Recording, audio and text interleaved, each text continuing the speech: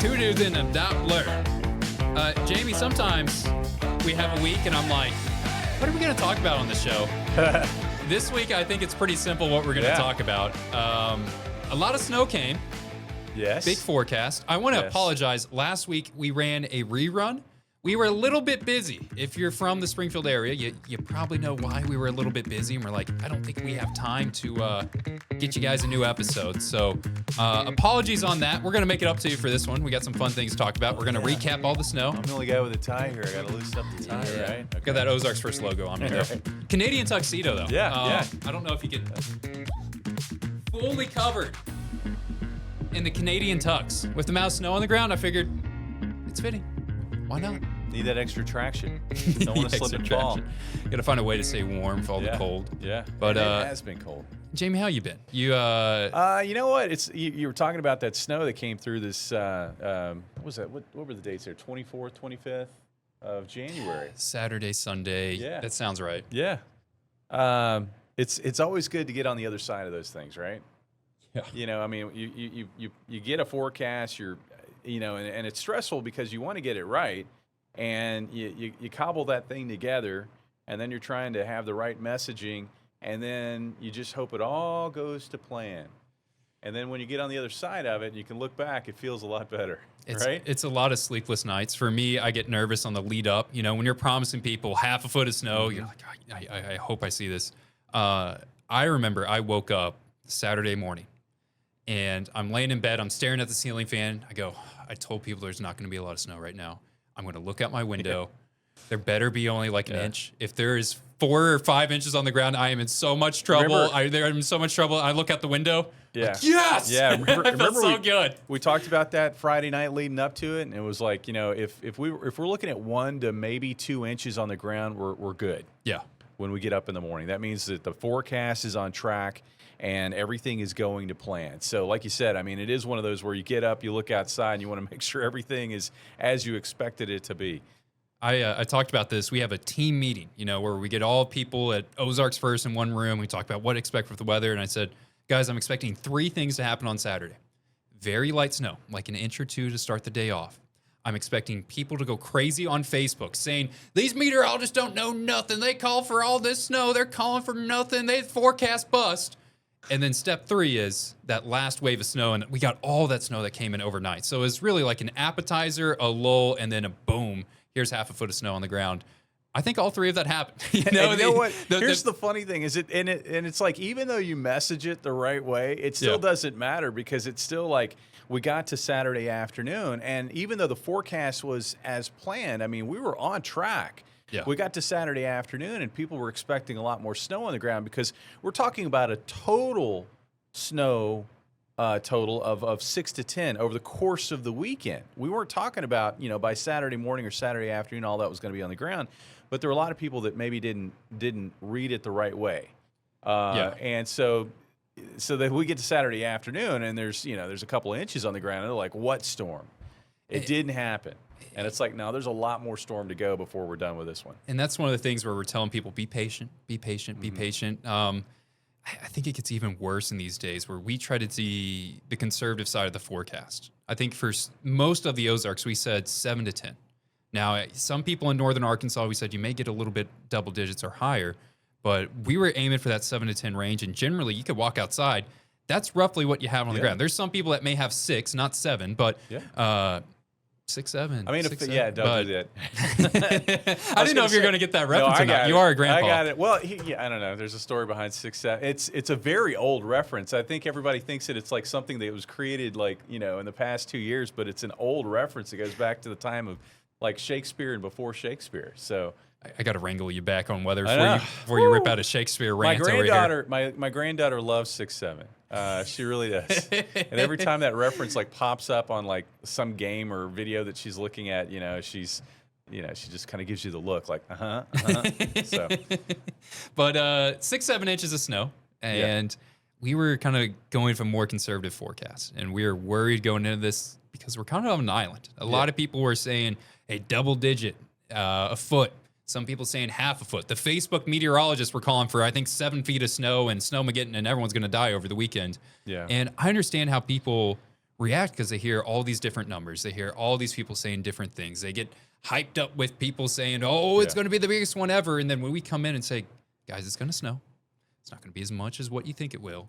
You're going to get out of school for a couple days, trying to set that reality. But let's talk about, we were kind of alone on that. We were one of the few that had lower totals. And it's and it Talk makes about it, why, we went that direction, Jamie. okay, we went that direction because a lot of times, okay, with forecasting, so that, we talk about there's a lot of models that we look at, right? I mean, there's just a ton of different model guidance, and there's a lot of variation in the model guidance. There's maybe variation within the same model run to run.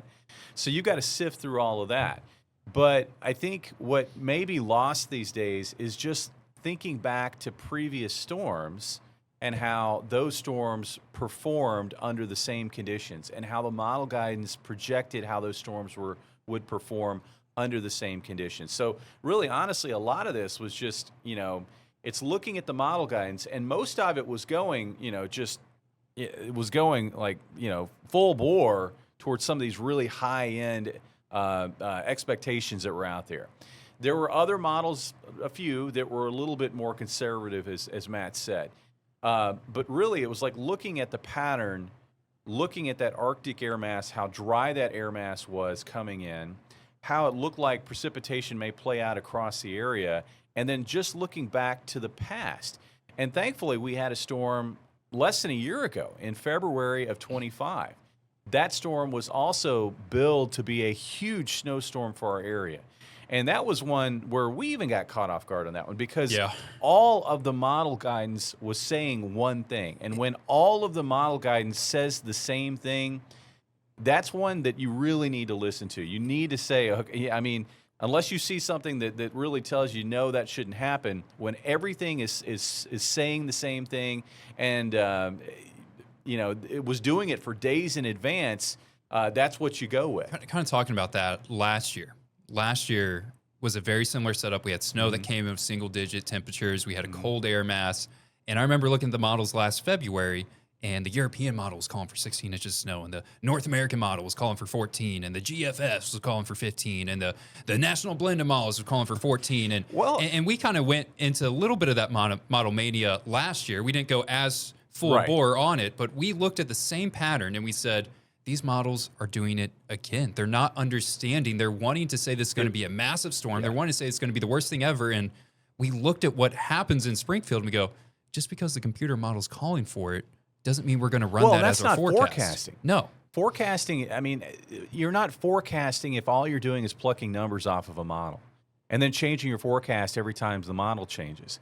That's not forecasting. Forecasting is looking at all of the different evidence that you have in front of you, and then trying to decipher that evidence and come up with a conclusion that you think makes sense. That's a forecast. So I think, and you see this with not just snow, but ice, severe weather, hurricanes, all of the stuff where, people will run with model guidance. And that model guidance is readily available to anybody. I mean, you don't have to have a degree to look at the model guidance, and that's great.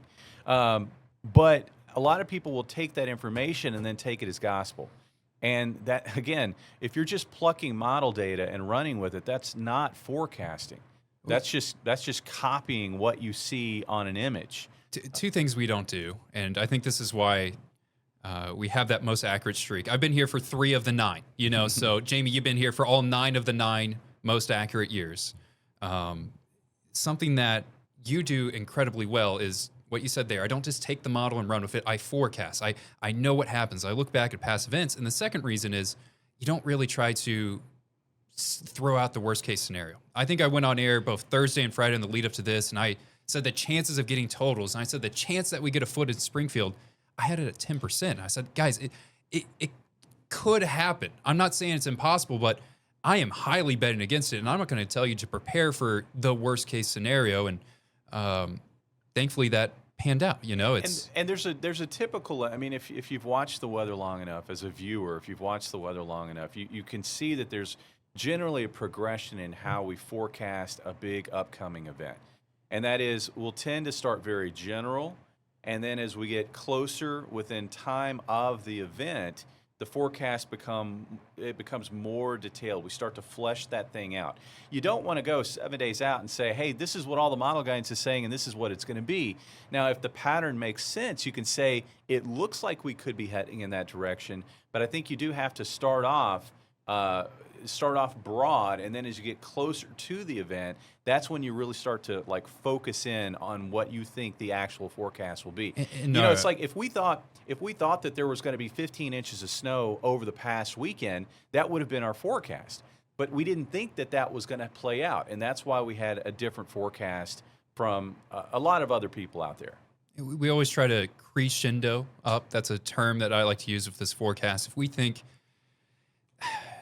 7 days out that there could be maybe a foot of snow, you don't want to come out on day 7 say, foot of snow's coming, and then once you get closer to the event, be like, okay, actually, guys, it's going to be 2 inches.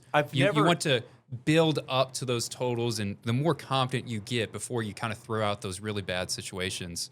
I've never, Matt, and I think that you're this way, and I think our team in general is this way, and I've never been one that wants to hype up anything for the sake of hyping up anything. I think that does the public a disservice. I mean, who does that serve? That only serves the person that's trying to generate the hype, that's trying to generate the clicks.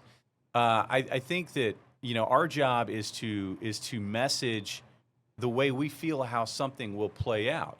Now, sometimes there's danger involved, and sometimes we need to talk about that danger because we're trying to make people aware of possibilities that might impact them. But as far as I'm concerned, in the time that I've been here and the team that we've had, we don't. That's not the game that we play here, and we've never had any pressure from our management to try to build something into something that it's not, just for the sake of making people want to watch. That's not. I mean, the weather's exciting enough. You don't have to create something that it's not. Half a foot of snow is exciting. You don't need to tell people a foot and a half. Yeah. Now, again, if you believe that that's what's going to happen, that's fine. Yeah. I feel like that there were a lot of people out there that had they had good intentions in terms of what they were seeing, because again, there was a lot, probably most of the model guidance was saying these bigger numbers. It's just that, again, when you take that with what we've seen in the past and try to marry all that information together, we came to a different result. And that's why we went with the lower numbers that we went with. Rightfully so. I think that number stuck out. I'm proud of the forecast that I did. I think you're also proud of how things played out. We're going to go to a break, and when we come back from commercial break, we're going to look at some people that maybe weren't as proud. We're digging into Facebook comments. They get crazy, Jamie. I swear, you have not seen some of these. You're going to be laughing. You're going to be crying. Come back from break. You want to watch this. Next segment, Old Man Yells at Clouds. Old Man Yells at Clouds. All right, we don't get Tom in here enough. No. There's not enough Tom Turton in our show, man. Someone on Facebook, by the way, mentioned there's why was the forecast in the 90s so much better? I'm like, Tom Turton came up to me one time and he said, not. If you don't know what's going to happen, just say it's a 30% chance of whatever. I'm like, I don't know if that was true or not. No, I'm telling you, listen, man, I've been alive a long time, and I have watched the weather religiously since 1980. Okay, I've watched the Weather Channel since its inception. I don't watch it so much anymore, but. And there were guys that I watched growing up, in the place that I lived, and I'm telling you, I think that sometimes, time makes us actually forget how it really was. And if you think that forecasting was better 30 years ago, all power to you. You can have those thoughts. That is fine. But I'm telling you, it is not. Now, I think that there are some techniques maybe that have been lost, that aren't used as much.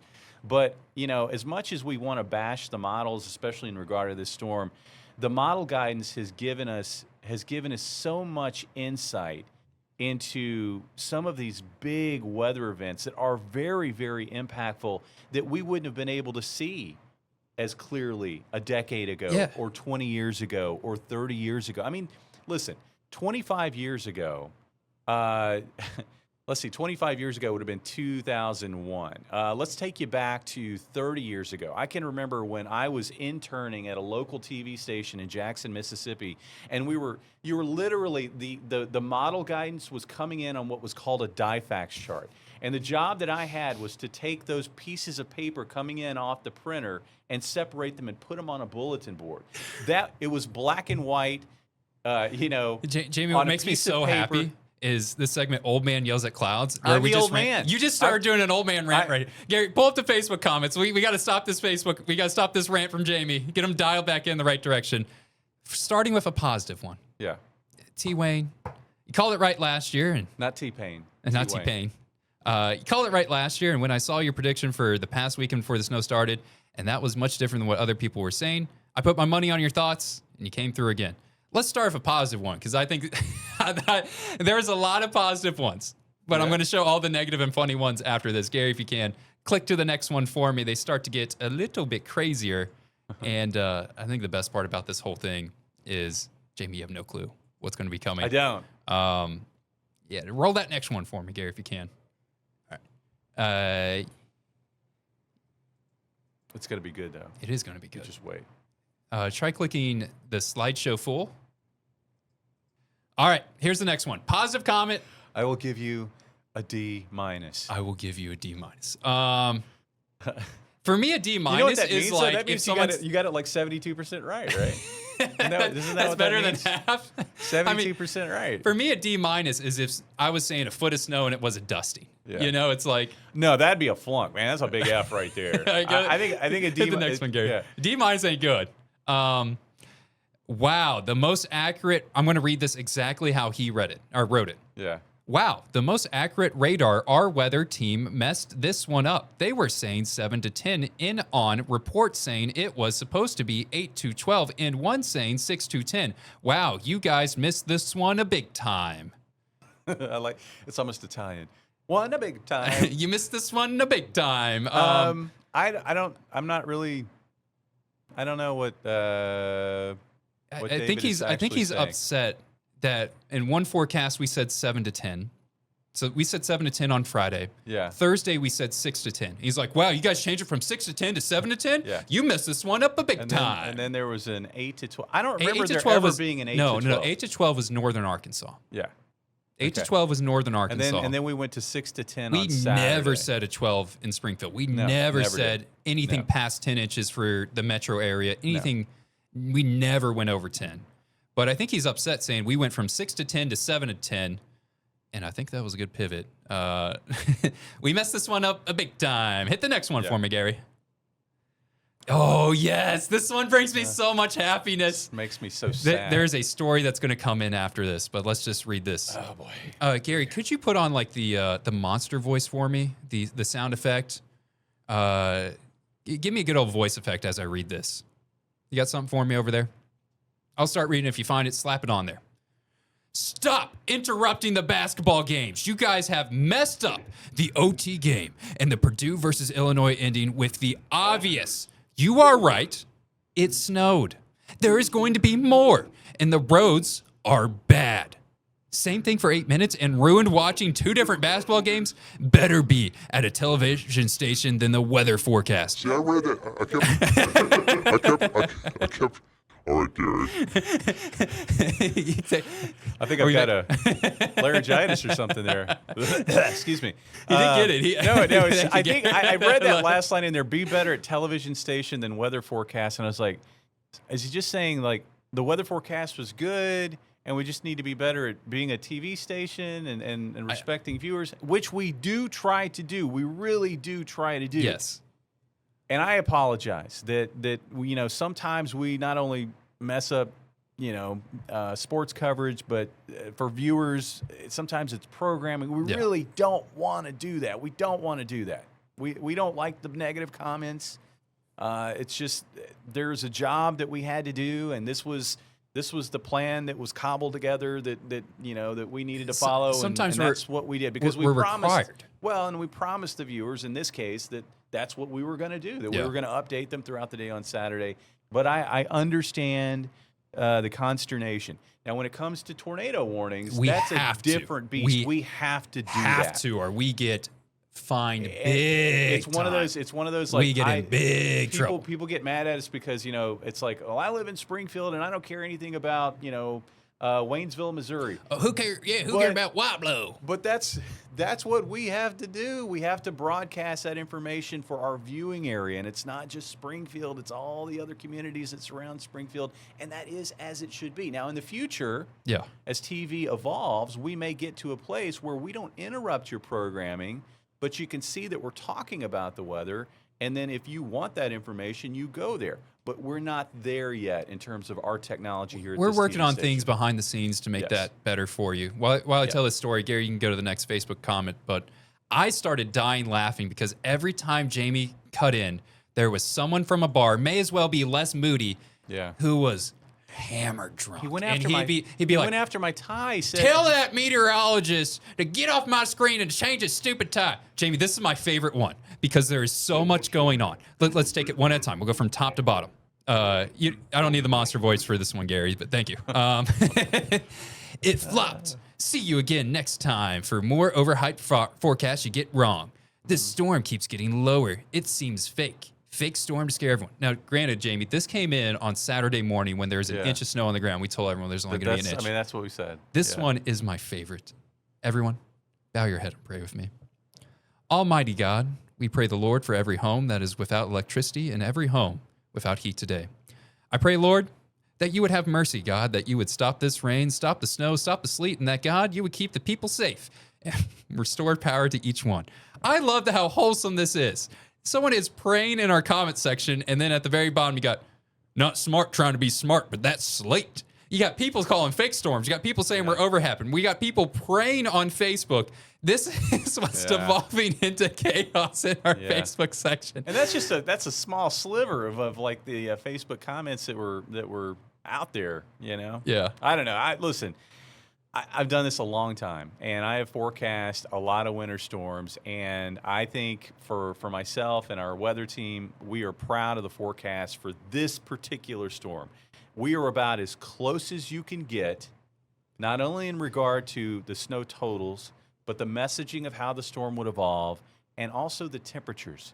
And that's something that I've told Matt. Nobody cares, but the forecast... That made you so happy. Because the forecast temperatures, I mean, this is an unusually cold situation.